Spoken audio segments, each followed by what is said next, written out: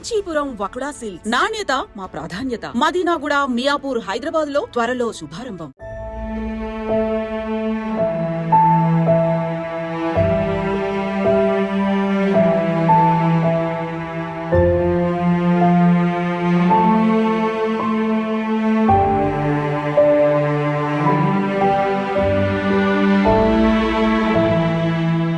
కాకినాడ విషాదకర ఘటనకు సంబంధించి పోలీసులు అప్డేట్ కూడా చెప్పడం జరిగింది.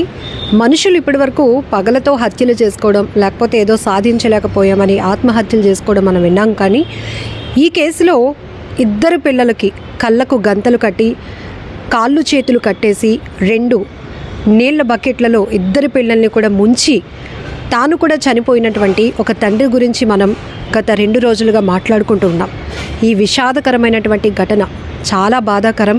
ప్రతి ఒక్కరి కళ్ళంట కన్నీళ్లు పెట్టించింది. ఆఖరికి తండ్రి ఇలా చేసి ఉండడు అని కొంతమంది వాదన వినిపిస్తూనే ఉన్నారు. కానీ కేసు ప్రైమరీగానే అతను రాసినటువంటి సూసైడ్ లెటర్లో రాసి ఉన్న వాస్తవాలను బట్టి ఆయనే ఆ ఇద్దరు పిల్లల్ని అలా చంపేసి కన్న తండ్రి తాను కూడా ఆత్మహత్య చేసుకున్నాడు అని పోలీసులు నిర్ధారించినప్పటికీ కొంతమంది దీనిపైన రకరకాల విశ్లేషణలు మొదలుపెట్టారు. అసలు ఆ పిల్లల్ని చంపినప్పుడు తల్లి ఏమైంది, ఆయన కూడా చనిపోయినప్పుడు ఆమె ఏం చేస్తోంది అని రకరకాల విషయాలు బయటికి, అంటే ఒక్కొక్కరు ఒక్కొక్క రకమైన వాదన వినిపిస్తున్నారు. ఫైనల్గా నిన్న ఈవినింగ్ కాకినాడ ఏఎస్పీ గారు కూడా ఈ కేసుకు సంబంధించినటువంటి పూర్తి వివరాలు మీడియా ద్వారా వెల్లడించడం జరిగింది. పిల్లల యొక్క కాళ్ళు చేతులు యొక్క పురికొసతోటి గట్టిగా 2 కూడా కదలకుండా కట్టేయటం, అదేవిధంగా కళ్ళకి కూడా గంతలు కట్టాడు.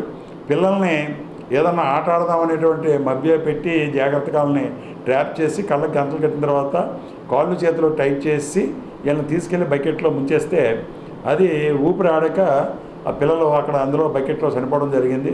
చాలామంది పిల్లల పట్ల ఆయనే కాలయముడుగా మారిన కన్న తండ్రి అని, కసాయిగా మారిన కన్న తండ్రిని, ఇలా రకరకాల మాటలు అంటున్నాం.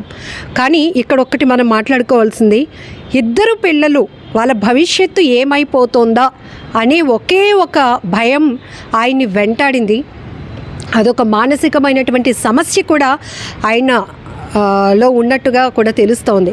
సో అటువంటి మానసికమైనటువంటి సమస్య వల్లే చిన్న విషయాన్ని కూడా చాలా పెద్దగా భూతద్దంలో పెట్టి చూడటం, ఫ్యూచర్లో ఏమైపోతుందో, మనం ఏమి సాధించలేకపోతున్నామా, మనకన్నా పక్కనున్న వాళ్ళు చాలా స్పీడ్గా పరిగెడుతున్నారు, మనం పరిగెట్టలేకపోతున్నాం, అంటే వాళ్ళతో మనం పోటీ పడలేకపోతున్నాం, ఇది మన చేతగానితనమని ఆలోచనతో చాలామంది ఆత్మహత్యలు చేసుకుంటున్నారు.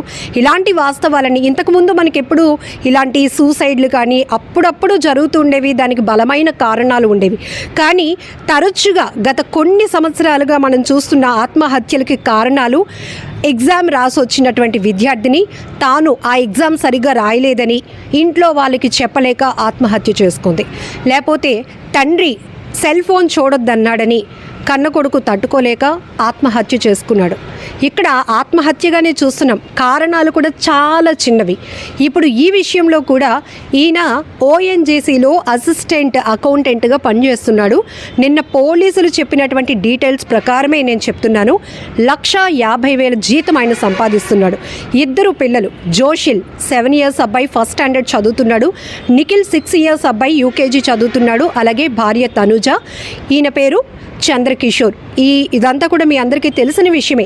కానీ ఇప్పుడు ఈ తనూజ పైన రకరకాల ఆరోపణలు చేస్తుంటే ఆమె ఇప్పటికీ భర్తను కోల్పోయినటువంటి బాధ, పసిపిల్లల్ని కూడా తన భర్త చంపేశాడు, అక్కడ తండ్రిగా కూడా కనీసం ఆలోచించకుండా 2 పిల్లల కన్ని తర్వాత కూడా నన్ను ఈరోజు అనాథను చేశాడు, కడుపుకోత మిగిల్చాడు అనేటువంటి తీవ్రమైన దుఃఖంలో ఉన్న ఆమెను ఇక్కడ కేసుకు సంబంధించినటువంటి ఆమె చుట్టూ అనేకమైనటువంటి విశ్లేషణలు తిప్పటం కుటుంబ సభ్యులెవ్వరూ కూడా జీర్ణించుకోలేకపోతున్నారు. ఆఖరికి కొన్ని విశ్లేషణలు చూసిన తర్వాత ఐ డ్రీమ్ ఆమె తనుజ గారితో ఆ ఫ్యామిలీతో మాట్లాడడం కూడా జరిగింది.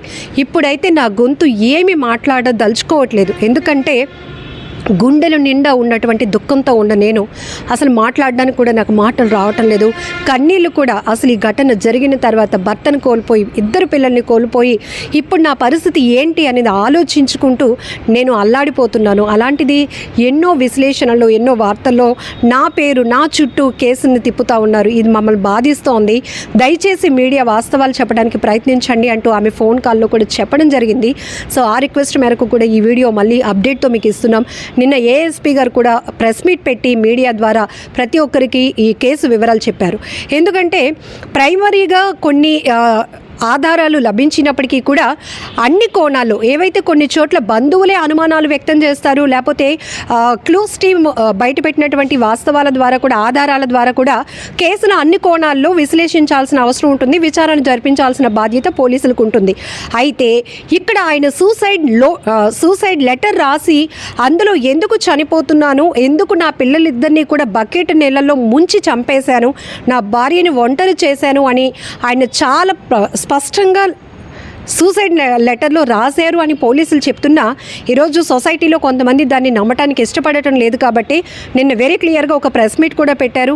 ఆ సూసైడ్ నోట్లో కూడా పిల్లలు ఈ పోటీ ప్రపంచంలో రాణించలేకపోతున్నారు అనేటటువంటి బాధ నన్ను చాలా బాధ పెడుతోంది. ఆ మానసికమైన ఒత్తిడి నేను తట్టుకోలేక, కానీ నా భార్య చాలా ప్రేమగా చూసుకునేది అంటూ కూడా భార్య కోసం కూడా ఒక మాట ఆయన మెన్షన్ చేయడం జరిగింది. ఓఎన్జీసీలో జాబ్, 1,50,000 జీతం, సొంత ఇల్లు ఉంది, బంధువులు, అలాగే మృతుడు ఎవరైతే ఉన్నారో చంద్రకిషోర్ వాళ్ళ అన్నయ్య గారు కూడా ఈ కేసు వెంటనే ఆయన స్పందించి ఒక వీడియో బయట కూడా రిలీజ్ చేశారు. అంత పిరికివాడు కాదు మా తమ్ముడు, ఆర్థికంగా కూడా చాలా ప్రొటెక్టివ్గా ఉన్న వ్యక్తే కాబట్టి తనకి ఆత్మహత్య చేసుకోవాల్సిన అవసరం లేదని ఆయన కూడా ఒక మాట చెప్పినప్పుడు ఆ కోణంలో కూడా కేసు తిరిగింది. ఫైనల్గా పోలీసులు నిర్ధారించిన విషయం ఏంటంటే, నిర్ధారించడమే కాదు, ఆ సూసైడ్ నోట్లో ఏముందో అన్ని వివరాలు చెప్తూనే ఇలా ఆలోచించడానికి కారణాలు కూడా పోలీసులు చెప్పారు. ఎందుకంటే సైకాలజిస్టులను కూడా కొన్ని కేసుల్లో వాళ్ళ అభిప్రాయం కూడా తీసుకొని కొన్ని కేసులు ఛేదించాల్సిన పరిస్థితి పోలీసులది. ఎందుకంటే వీళ్ళు ఐపీఎస్లు చాలా ట్రైన్డ్గా ఉండొచ్చు, కానీ ఈ మధ్యకాలంలో జరుగుతున్న క్రైముల్లో చనిపోతున్న వాళ్ళు కానీ, చంపేస్తున్న వాళ్ళు, నేరస్తులు వాళ్ళు కానీ, వాళ్ళ యొక్క సైకాలజీ ఎలా ఉంది అని తెలుసుకోవడానికి కోసం కొన్ని కేసులు టేకప్ చేయడానికి, ఇన్వెస్టిగేషన్ చేయడానికి కూడా సైకాలజిస్టులను అప్రోచ్ అవుతున్నారు పోలీసులు. దానిలో భాగంగానే హెరిడేటరీగా కొంతమందికి కొన్ని భావాలు వస్తాయంట. అది కూడా ఆత్మన్యూన్యత భావం అనేది ఈ చంద్రకిషోర్లో చాలా ఎక్కువ ఉంది. ఇది ఒక రకమైన మానసిక సమస్యగా నిర్ధారించారు పోలీసులు. అది కూడా సైకాలజిస్టులు చెప్పడం ద్వారా. ఈ యొక్క తల్లిదండ్రులు ఈ కేసును బట్టి మనం చెప్పేది ఏంటంటే, ప్రజలకి మేము ఇచ్చేటటువంటి సార్ కానీ మేము కానీ ఇచ్చే సందేశం ఏంటంటే, పిల్లల మీద ఈ యొక్క చదువు ఒత్తిడి అనేటటువంటిది ఎక్కువ పెట్టవద్దు. అదేవిధంగా 5th క్లాసు 10th క్లాస్ లోపు వీళ్ళు ఏదో చదివేస్తారు, వీళ్ళు అయిపోతారు అనేటటువంటిది ఆశించవద్దు. 5th క్లాస్ వరకు నార్మల్గా ఉండి 5th to 10th క్లాస్ వరకు అబోవ్ యావరేజ్కి వెళ్ళి ఇంటెలిజెంట్ మంచి మార్కులు తెచ్చుకున్న వాళ్ళు ఉన్నారు. ఆఫ్టర్ 10th క్లాస్ కూడా బాగా మంచి కాలేజీ ఫస్ట్, స్కూల్ ఫస్ట్ వచ్చిన వాళ్ళు కూడా చాలామంది ఉండి తక్కువ మార్కులు వచ్చినప్పటికీ కూడా ఇంటర్మీడియట్ మెయిన్ ఎగ్జామ్లో తక్కువ మార్కులు వచ్చి మంచి ర్యాంక్స్, ఎంసెట్లో మంచి ర్యాంక్స్ పొందిన వాళ్ళు ఉన్నారు. కాబట్టి మనం చిన్నతనంలోనే వీళ్ళ యొక్క భవిష్యత్తుని ఎస్టిమేషన్ వేసేసి ఈ విధంగా చేయటం అన్నది కరెక్ట్ కాదని పిల్లల యొక్క తల్లిదండ్రులకి ఇందు మూలంగా మా సారు, మేము, మా ఎస్పీ సారు తల్లిదండ్రులకి ఒక సందేశం తెలియజేస్తున్నాం. కాబట్టి ఏదైతే ఇతను చుట్టూ ఉన్నటువంటి ప్రపంచాన్ని మరిచిపోయి ఏదైతే చిన్న లోపం ఉందో దాన్నే ఎక్కువగా వాళ్ళు హైలైట్ చేసుకుంటూ పూర్తిగా నెగిటివ్ థాట్లోనికి వెళ్ళిపోతారు. దానివల్ల ఒకవేళ రేపు నేను ఏదైనా అయిపోతే నా పిల్లల పరిస్థితి ఏంటి, నా భార్య పరిస్థితి ఏంటి, ఇప్పుడు నాతో పాటు వాళ్ళని కూడా చంపేస్తే హ్యాపీగా ఉండొచ్చు కదా, ఇప్పుడు వరకు మరి ఇంత కష్టపడి ఎఫర్ట్ పెట్టి జాబ్ చేసి పిల్లల్ని చదివించి పెళ్లి చేసుకొని మిమ్మల్ని నమ్మి వచ్చినటువంటి భార్య కోసం కూడా ఆలోచించకుండా స్పాట్ డెసిషన్ తీసుకుంటున్నారు. దాంతో కుటుంబాలు విచ్ఛిన్నం అయిపోతున్నాయి. ఇక్కడ కాకినాడ విషయం కూడా ప్రతి ఒక్కరు ఎందుకు ఇంత సీరియస్గా తీసుకుంటున్నారంటే, ఏ కన్నతండ్రి అయినా పిల్లల్ని అంత క్రూరంగా చంపేస్తాడా అని చాలామంది ప్రశ్నిస్తున్నారు. ఎస్, నేనే చంపాను, దానికి కారణం ఇదే అంటూ ఆయనే సూసైడ్ లెటర్ రాశాడు. సో దానిలో ఉన్న విషయాలే పోలీసులు చెప్పారు, ఆ విషయాలే మీడియా కూడా చెప్తోంది. కానీ తప్పుదోవ పట్టేస్తున్నట్టు మళ్ళీ కొంతమంది పోలీసుల్ని, మీడియాని తప్పుపడతా ఉన్నారు. అదైతే కరెక్ట్ కాదు. ఈ కేసులో కూడా మనం చూడాల్సింది కేవలం అతనిలో ఉన్నటువంటి మానసిక పరమైన సమస్య. పిల్లలు 7-6 సంవత్సరాల వయసున్న పిల్లలు పోటీ ప్రపంచంలో ఇంకా పరుగులు పెట్టలేరు, వాళ్ళు ఈ కాంపిటీషన్ వరల్డ్ని ఫేస్ చేయలేరు, రాణించలేరు, బాగా చదవలేరు అని ఒక తండ్రిగా అతను ఎలా డిసైడ్ చేస్తాడు? ఎప్పుడు డిసైడ్ చేయొచ్చు? ఒక 20 ఏళ్ళు 25 ఏళ్ళు వచ్చినాక ఇంత చదివించాను పిల్లల్ని, ఉద్యోగాలు లేవు, కనీసం మా మాట వినట్లేదు, పోకరీలుగా తిరుగుతున్నారు, వీళ్ళు మాకు కంట్రోల్ తప్పిపోయారు అన్నప్పుడు అలాంటి కొద్దిపాటి ఆలోచన చేసినా అందులో ఒక క్రెడిబిలిటీ ఉంటుంది. కానీ 7-6 సంవత్సరాల వయసు ఉన్న పిల్లలు ఇంకా ఏమీ చదవలేదు, వీళ్ళు ఇంకా చదవలేరు, వీళ్ళు దేనికి పనికిరారు, వీళ్ళు ఏది సాధించలేరు అని ఎలా చెప్పగలిగారు ఆ తండ్రి? ఇది ఖచ్చితంగా మానసిక పరమైన సమస్యే. అది కూడా సైకాలజిస్టులు, పోలీసులు ఇద్దరు కూడా డిక్లేర్ చేశారు. సో దానివల్లే ఇక్కడ 2 పసికందుల ప్రాణాలు నీళ్ళల్లో మునిగి గాల్లో కలిసిపోయే వాళ్ళ ప్రాణాలు ఎంత విలవిల్లాడిపోయి ఉంటారు. నాన్నేదో ఆట ఆడుతున్నాడా, మనం కూడా ఆడుదాం అనుకుని ఉండి ఉంటారు. ఇక్కడ పోలీసులు కూడా వెరీ క్లియర్గా చెప్పారు, అతను ముందే ప్రిపేర్ చేసుకున్నాడట. హోలీ సందర్భంగా కుటుంబ సభ్యులు 4, భార్య తనుజతో కలిసి చంద్రకిషోర్, 2 పిల్లలు జోషిల్, నిఖిల్ కూడా తీసుకుని ఆఫీస్లో ఉన్నటువంటి హోలీ సెలబ్రేషన్స్కి వెళ్తూనే మధ్యలో పిల్లలిద్దరికి యూనిఫామ్ కుట్టించాలి, టైలర్ దగ్గరికి మెజర్మెంట్స్ తీసుకొని వస్తాను అని చెప్పి ఆమెను అక్కడ వదిలేసి ఇతను ఇలా కారణం చెప్పి ఇంటికి వెళ్ళి అప్పటికే అన్నీ ప్రిపేర్ చేసుకున్నటువంటి అతను పిల్లల కళ్ళకి గంతలు కట్టేసి, కాళ్ళు చేతులు కట్టేసి 2 బకెట్ ఆ ఫొటోస్ చూస్తేనే ప్రతి ఒక్కరి గుండె పగిలిపోతుంది. ఆ నీళ్ళల్లో ముంచేస్తే వాళ్ళు అరవటానికి కూడా ఆస్కారం లేకుండా నోటికి గుడ్డలు కట్టేసి ఆయన వాళ్ళ నోలు మూయించేశారు. ఎవరైనా అసలు కనీసం తన తండ్రే మమ్మల్ని చంపేస్తాడని ఏ పిల్లలైన ఆలోచనలో కనీసం ఉంటుందా?